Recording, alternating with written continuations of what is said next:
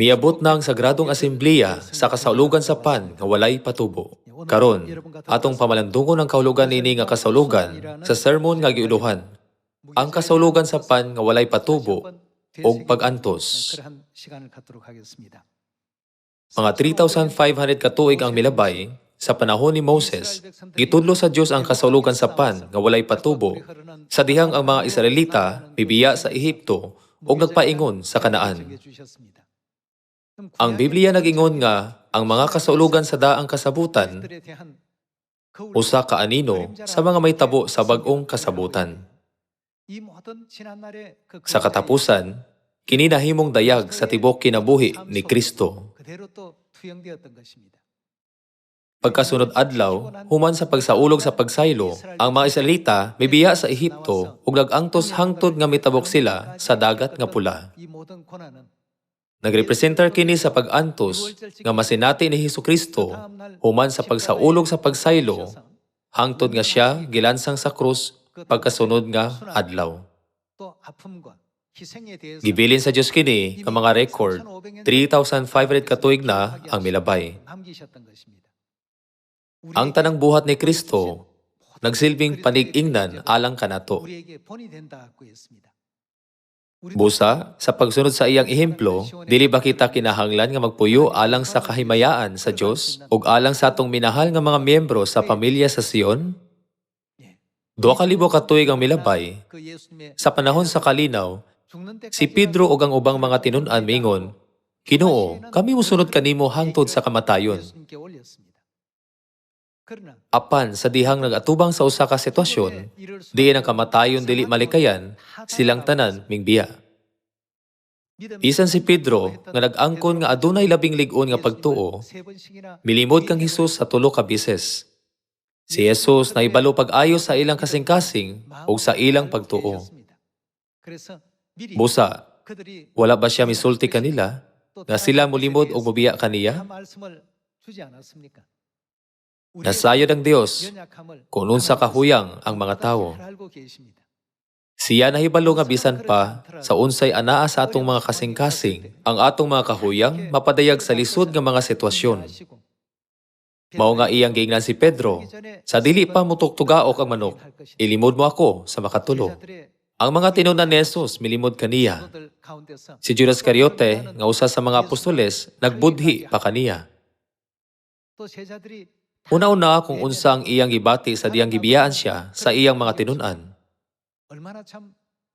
Ang mga tinunan mauunta kadtong iyang masaligan. Mingon sila, musunod ako kanimo hangtod sa kamatayon. Iyang giantos ang maong kasakit. Sa samang higayon, miagi siya sa pisikal nga kasakit, dili maihap nga mga pagbibiay, ug bisan ang pag-anto sa krus.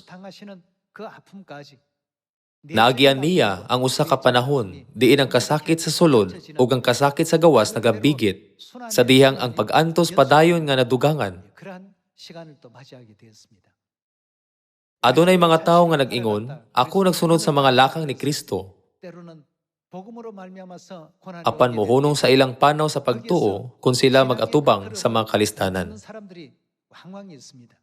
Dugang paniana, may mga tawo nga motalikod sa dalan nga padulong sa langit. Mao kini ang nahitabo sa karaang simbahan ug nining panahon na usab. Apan, sa dihang mabuntog nato kini nga mga kasakitan, ang korona sa himaya sa langit ihatag kanato, dili ba? Dili ba ang kasaulugan sa PAN nga walay patubo nagsaulog sa pag-antos ni Kristo? Itakda sa Dios ang regulasyon sa pagpuasa niini nga kasaulugan. Lisod alang kanato nga dili mukaon bisan unsa hangtod 3:00 sa hapon. Unya, atong pamalandungon kadali may tungod kang Kristo nga nag-antos sa grabing pagbunal o pagpasan sa krus. Angay natong hunahunaon, ngano ang Dios nga tako sa dungog, himaya o pagdaig Mianhi nining yutaa, ug mipuyo nining matanga sa kinabuhi. Kini mao ang pagluwas kanato, mga makasasala. Kini tungod sa atong mga sala. Kung atong pamalandungon ang kamatuoran nga atong gibutang ang palas-anon sa atong mga sala diha kang Kristo, kita kinahanglan nga maningkamot sa pagsunod sa kinabuhi ni Kristo. Kinahanglan natong siguroon ang seguridad ug ang kaluwasan sa atong mga miyembro sa pamilya sa Sion nga anaa sa kamatuoran, apan wala pagisalikway ang ilang mga pamaagi sa kalibutan. Atong responsibilidad ang paggiya kanila sa hustong dalan. Dili nato isipon ang kasaulugan sa pan nga walay patubo nga usa lang sa mga kasaulugan. Kinahanglang determinado kita sa pag-usab sa paagi sa atong pagkinabuhi ug pagsunod sa kinabuhi ni Kristo. Diha lamang nato matuman ang kahulugan niini nga kasaulugan nga gihatag kanato ni langitong amahan ug langitong inahan. Dayon, atong ablihan ang Leviticus chapter 23 ug mamalandong sa kahulugan nini nga kasaulugan sa daang kasabutan. Atong ablihan ang Leviticus chapter 23 verse 5.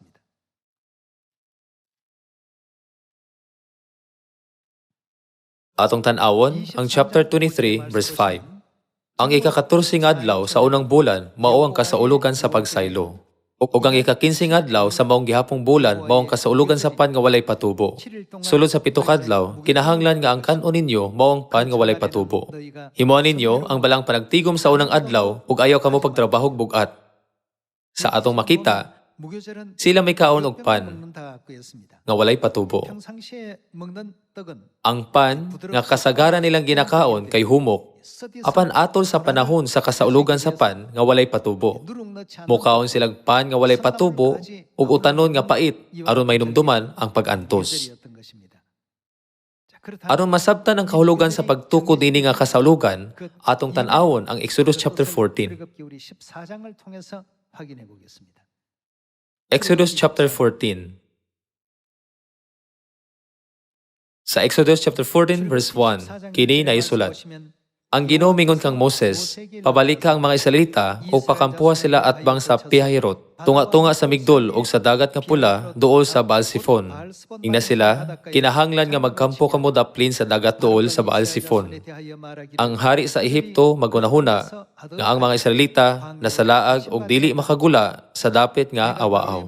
Pagahayon ko ang kasing-kasing sa hari, ug gukdon niya sila ug sa ingon, mapasidunggan ako sa akong kadaugan batok sa hari o sa iyang kasundaluhan. Unya mahibaluan sa mga Ehiptohanon nga ako ang Ginoo o gituman sa mga Israelita ang gisugo kanila. Sa diyang ang hari sa Ehipto, gisuginlan nga nanglakaw na ang mga Israelita, nausab ang huna-huna niya o sa iyang mga opisyal bahin sa mga Israelita. Mingon sila, nganong gibuhian taman ang mga Israelita? Wala ni nun kitay mga ulipon. Busa giandam sa hari ang iyang karwaheng igugubat o ang iyang mga sundalo. Gidala niya ang 600 sa labing maayong karwahe o ang uban pang mga karwahe nga gidumala sa mga opisyal. Gipagay sa Ginoo ang kasing-kasing sa hari o gigukod niya ang mga Israelita nga maisugong namiya. Ang mga Ehiptohanong kasundaluhan uban sa ilang mga karwahe, migukod kanila o ihapsan nila ang mga Israelita sa ilang gikampuhan daplin sa dagat nga pula duol sa Pihahirot o sa Baal-Sifon. Verse 10. Sa diyang duol na ang hari o ang iyang kasundaluhan, nangahadlok pag-ayo ang mga Israelita ug nagpakitabang sila sa Ginoo. Mingon sila kang Moses, wala na ba'y kalubngan kanamo dito sa Ehipto nga gidala mo man kami dinhi sa dapit nga awaaw aron lamang mamatay? Tanawag unsay among gidangatan tungod sa imong pagdala kanamo gawa sa Ehipto. Dili ba nagpasidan man kami kanimo sa wala pa kita manglakaw nga mahitabo gayud kini? Gingnan kanamo, pasagdi lamang kami nga magpaulipon sa mga Ehiptohanon. Maayo pa nga magpabilin kami nga ulipon kaysa mamatay dinhi sa awaaw. Mingon si Moses sa katawhan, ayaw kamo kahadlok, pabilin sa inyong nahimutangan, ug tan-awa ang buhaton sa Ginoo nining adlaw aron pagluwas kaninyo. Kanang mga Ehiptohanon dili na ninyo makita pag-usab. Paghilom lamang kamo kay ang Ginoo mao'y makig-away alang kaninyo. Gigukod sa mga Ehiptohanong kasundaluhan ang mga Israelita ug padayon ang pag-antos hangtod nga mitabok sila sa dagat nga pula. Gitultulan sila sa Dios pinagi sa haliging panganod sa adlaw ug haliging kalayo sa gabii. Apan nahadlok sila sa kasundaluhang Ehiptohanon.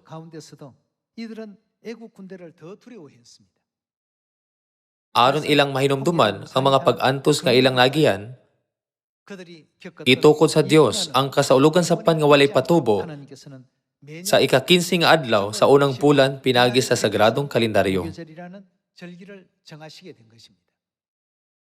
Kita usab, kinahanglan nga ikulit kanunay sa atong mga kalag ang mga pag-antos nga giagian ni Kristo. Kinahanglan natong hinumduman sila hangtod nga makasulod kita sa espiritual nga kanaan. Dili gayud nato kalimtan ang pag-antos nga nagian ni Kristo human niya gisaulog ang pagsaylo. Bisag unsa pa nga makalisdanan ang atong atubangon, dili gayud kita undang. Kinahanglan natong tun-an ang kinabuhi ni Kristo pinagi sa mga kalisdanan nga atong ginaatubang. Ang pagkinabuhi nining kalibutan na tinuod nga hamagiton. Unya, unsa ka ang gibati ni Kristo sa diyang iyang gipas-an ang krus aron sa pagluwas sa katawhan. Unsa kahay gibati ini amahan? Unsa kahay gibati ini inahan? Dapat natong pamalandungon kini sa atong hunahuna samtang atong ginaantos o ginabuntog ang mga kalisdanan. Atong susiyo ng pipila ka mga higayon nga gigahan ni Kristo sa diyang siya miyanhi 2,000 ka tuig na ang milabay aron sa pagluwas kanato. Atong tanaw ng Luke chapter 23 verse 33.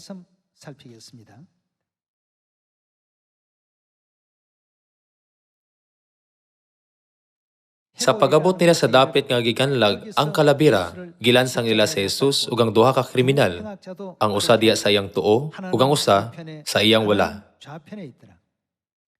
Unya maingon si Jesus, Amahan, pasayloa sila kay wala sila mahibalo sa ilang gibuhat.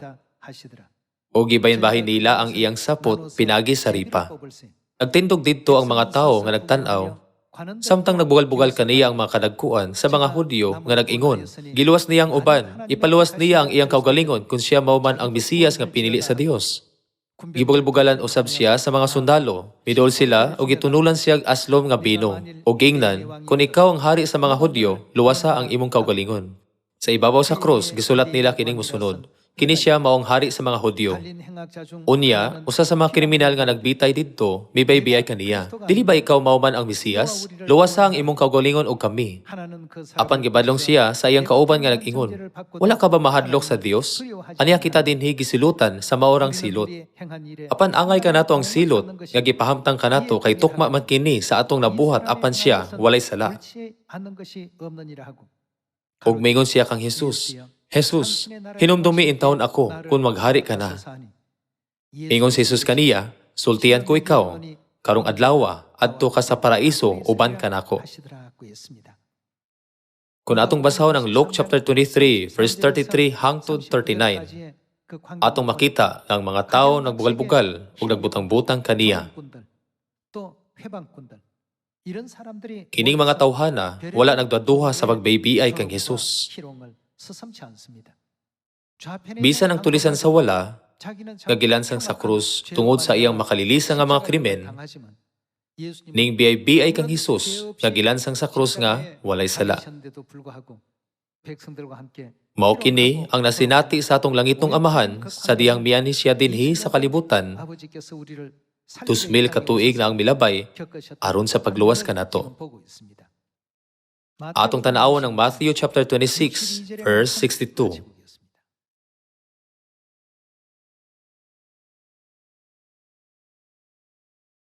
Mitindog ang Pangulong Pari ug mingon kang Jesus, wala ka ba'y katubag nining sumbong batok kanimo? Apan wala mo tubag si Jesus, busa ang Pangulong Pari, misuli pag-usab kaniya. Sa ngalan sa Dios nga buhi, papanumpaon ko ikaw. Sulti kami kung ikaw mao ba ang Mesiyas, ang anak sa Dios. Si Jesus mitubag kaniya, gisulti nimo. apan sultihan ko kamong tanan. Sukad karon makita ninyo ang anak sa tao nga naglingkod sa tuo sa labing makagagahom sa tanan ug moani sinapnay sa mga panganod sa langit. Sa pagkabati niya nini, gigisi sa Pangulong Pari ang iyang bisti og miingon, dakong pasipala, wala na kita magkinahanglan pagdugang mga saksi. Dini karong nadungog ninyo ang iyang pagpasipala, unsay inyong hunahuna. Og sila mitubag, sad-an siya og kinahanglang patyon. Unya gilud-an nila ang iyang nawong, o gibunalan nila siya. Kadtong misagpa kaniya, miingon, tag-ana, Mesiyas, kung kinsay nagsagpa nimo. Ang hamak nga binuhat naghimo nini nga mga aksyon batok sa Dios nga magbubuhat. Wala sila kaulaw nga nihangyo nga ang bunga sa ilang mga sala ihatag ngadto kanila o sa ilang mga anak. Mupadayon kita sa chapter 27, verse 27. Atong tanaw ng verse 27. Unya gidala si Jesus sa mga sundalo ngadto sa palasyo ni Pilato nga gobernador ug didto gialirungan siya sa mga sundalo. Giubuan nila si Jesus sa iyang bisti ug gisuloban sa bisting dagtong pula. Ug naghimo sila korona gikan sa mga sangang tunokon ug gipahaom nila kini sa iyang ulo. Gipakuptan nila sa iyang tuong kamot ang usa ka bugang. Nang luhod sila sa iyang atubangan o gibulbugalan siya. Mingon sila, mabuhi ang hari sa mga Hudyo. Unya gilodan nila siya o gikuha nila ang lipak o gibunal sa iyang ulo. Human nila bugal-bugali si Jesus, giukasan nila siya sa bisting dagtong pula o gisuloban sa iyang kaugalingong bisti unya gidala sa gawas aron ilansang sa krus. Bago lang nato nabasa ang Luke chapter 23 ug Matthew chapter 26 ug 27. Nakita nato kini nga mga record nga naghulagway sa nagihan ni Kristo. Una-una kun ang atong pisikal nga amahan nag-antos ining mga butanga bisan tuod siya walay sala. Unsa imong bation isip iyang mga anak? Kini usa ka dili magwanta nga panan-awon. Kung kita makasaksi sa maong mga pang-insulto diya mismo sa atong atubangan, kita masuko. Sa unsang paagi na itabo kining mga butanga? Apan, si Kristo mayagi nining tanang mga pag-antos tungod sa mga sala nga atong nahimo. Kung naamuguhan na nato kini, kinahanglan natong pangutan-on ang atong kaugalingon. Unsang angay natong hunaw-hunaon karon? Mao nga si Jesus mitudlo ka nato na kung kita gusto nga mosunod sa kinabuhi ni Kristo, kinahanglan natong pas-anon ang atong kaugalingong cross ug mosunod kaniya. Si Jesus mitudlo kanato nga kini maong paagi sa pagbalik ngadto sa gingharian sa langit. Mupadayon kita sa Matthew chapter 16. Atong tan-awon ang Matthew chapter 16 verse 24. Unya mayngon si Jesus sa iyang mga tinun-an, kung ang usa ka tawo buot mahimong akong tinun-an, bisan kinsa nga gustong mosunod kang Kristo aron makasulod sa gingharian sa langit, kinahanglang dili siya magtuman sa iyang kagalingon. Kinahanglang isalikway ang kagulingong garbo o kagahig ulo. As ano niya ang iyang krus ug mosunod siya kanako. Ang krus dinhi wala nagpasabot sa aktual nga krus, kundi nagsimbolo sa pag-antos. Si Jesus mingon nga kinahanglan natong dawaton kini nga pag-antos ug mosunod kaniya. Atong tanawon ang verse 25. Kaya ang gustong magluwas sa iyang kagulingong kinabuhi, mawad-an hinuon niini. Apan ang mawad-an sa iyang kinabuhi, tungod kanako, makabaton niini. Dinhi nga bersikulo, si Kristo nagtudlo sa mga anak sa Sion, na kung ang usa ka tawo, buot mahimong akong tinun-an, kinahanglang dili siya magtuman sa iyang kagalingon. Pas-ano niya ang iyang cross, ug mosunod siya kanako. Busa, makaingon kita nga ang esensya sa kasulugan sa pan nga walay patubo, maong pagbiya sa tanang mapaytas-on, ug puno sa garbo nga mga huna-huna, pas-ano nato ang atong cross, ug mosunod kang Kristo uban ang bugtong katuyuan sa pagluwas sa katawhan. Ang tanang pangitabo nga nagian ni Amahan, gipropesiya sa Isaiah chapter 53. Gisamaran siya tungod sa atong mga sala. Napangos siya tungod sa atong pagkadautan. Sa katapusan, ang hinungdan, luyo nining tanan ng mga pangitabo mao kita, iyang mga anak. Dili gayud nato kini kalimtan karong adlaw. Kung kita makalimot nini, kita mahimong muhunong sa pagtrato sa atong mga kaigsuonan nga walay pagtagad. Ug dugang pa, kita mapakya sa pag-angkon sa hugot nga pagtuo nga gikinahanglan sa pagsunod sa kinabuhi ni Kristo. Atong hinumdumon ang kinabuhi ni Kristo. Nanginaut ako nga dili gayud nato makalimtan ang sakripisyo sa langitong amahan o sa langitong inahan. Unya, unsay angay natong makataunan gikan sa pag-antos ni Kristo. Atong ablihan ang 1 Peter chapter 2. Atong tan-awon ang 1 Peter chapter 2 verse 19.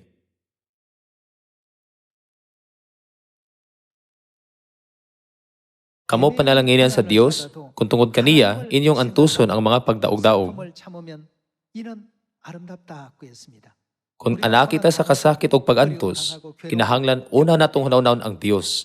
Giantos sa Dios ang mas dakong pagsulay kaysa akong nasinati. Gilakaw niya ang ingon ni ana nga dalan alang kanako. Sa laing bersyon, kini naisulat, kung ikaw maghuna-huna sa Dios ug moantos sa kasakit, kini makapahimuot sa Dios. Verse 20. Kay dalaygon ba kung mag-antos kamo sa kastigo nga angay kaninyo tungod kay nakabuhat kamog daotan? Dili gayud. Apan kung giantos ninyo ang mga pagdaog-daog, bisan pa sa inyong pagbuhat sa maayo, panalanginan kamo sa Dios tungod niini. Verse 21. Gitawag kamo sa Dios aron mag-antos, kay si Kristo nag-antos man tungod kaninyo ug naghatag kaninyo panig-ingnan. Si Kristo naghatag og panig-ingnan sa pag-antos aron inyong sundon. Atong tanawon ang verse 22. Wala siya makasala o mamakak. Sa diyang gibolbugalan siya, wala siya mobalo sa pagbolbugal.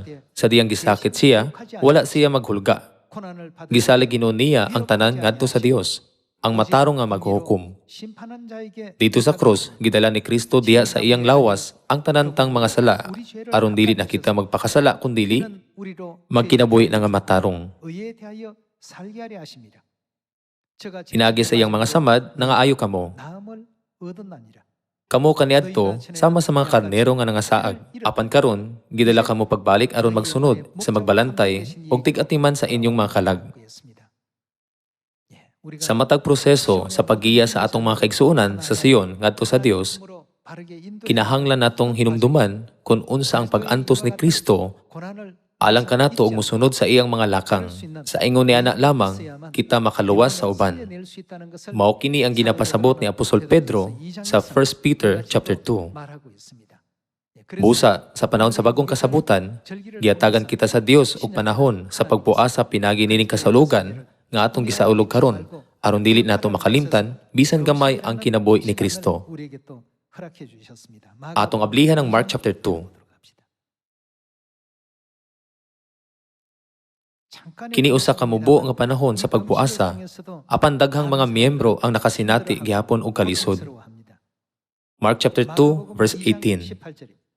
Usa ka higayon niana, nagpuasa ang mga sumusunod ni Juan nga magbubunyag ug ang mga Parisiyo. Ug may pipila ka mga tawo nga miadto kang Hesus ug nangutana kaniya. Nganong nagpuasa man ang mga tinun-an ni Juan nga magbubunyag ug ang mga tinun-an sa mga Parisiyo? Apan ang imong mga tinun-an wala. Mitubag sa Jesus, magpuasa ba di ay ang mga dinapit sa kumbira sa kasal, samtang ang pamanhunon uban pa kanila? Dili gayud. Apan kung kuwaon ang pamanhunon, ana pa sila magpuasa. Dinhi, ang iyang paglansang sa krus, nagulagway sa adlaw nga ang pamanhunon pagakuhaon. Apan kung kuwaon ang pamanhunon, ana pa sila magpuasa. Subay niini nga pagtulunan sa panahon sa Espiritu Santo, atong gisaulog ang kasaulugan sa pan nga walay patubo, uban ang pagpuasa hangtod sa hapon nga serbisyo nga nagpaila nga kita nakigbahin sa pag-antos ni Kristo. Ang pagpuasa kinahanglan dili lamang usa ka tumong sa iyang kaugalingon. Hinunua, angay natong hunahunahon ang kahulugan niini. Human sa pagsaulog sa pagsaylo, si Kristo wala matulog sa tibok gabi, apan nag-ampo sa tanaman sa Getsemani.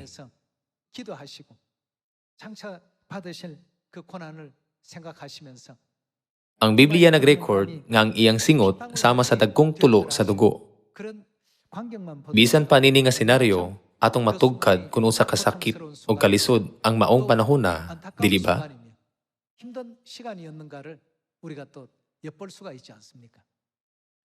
Human sa pag-ampo, sa pag-abot niya sa iyang mga tinun-an, iyang nakaplagan silang tanan nga tulog. Pagtukaw kamo o pag-ampo, aron dili kamo madaog sa panulay.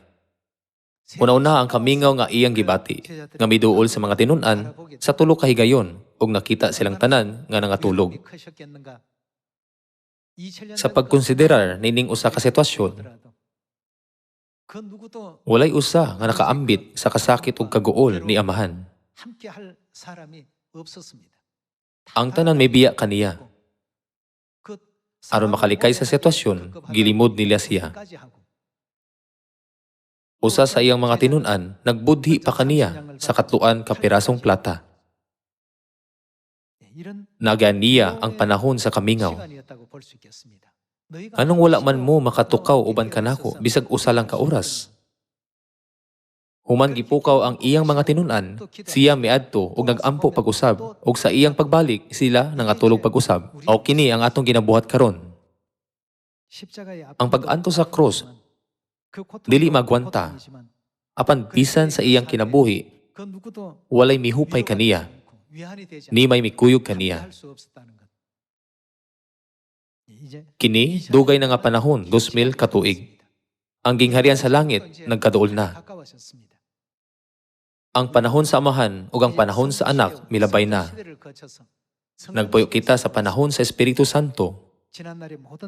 Sa pagpamalandong niini nga mga panghitabo, kita kinahanglan andam nga moapil sa pag-antos ni Kristo ug mosunod sa iyang mga lakang. Pangitaw nato ang usa pa ka bersikulo sa 1 Peter chapter 5.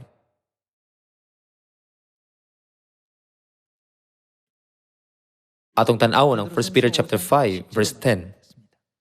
Apan human sa inyong pag-antos sa mubong panahon, ang Dios mismo nga mao ang tinubdan sa tanang grasya ug mao'y nagtawag kaninyo sa pagpakig-ambit sa iyang walay katapusang himaya uban kang Kristo, maghingpit ug maghatag kaninyo kalig-on, kusog ug sukaranan nga dili matarog.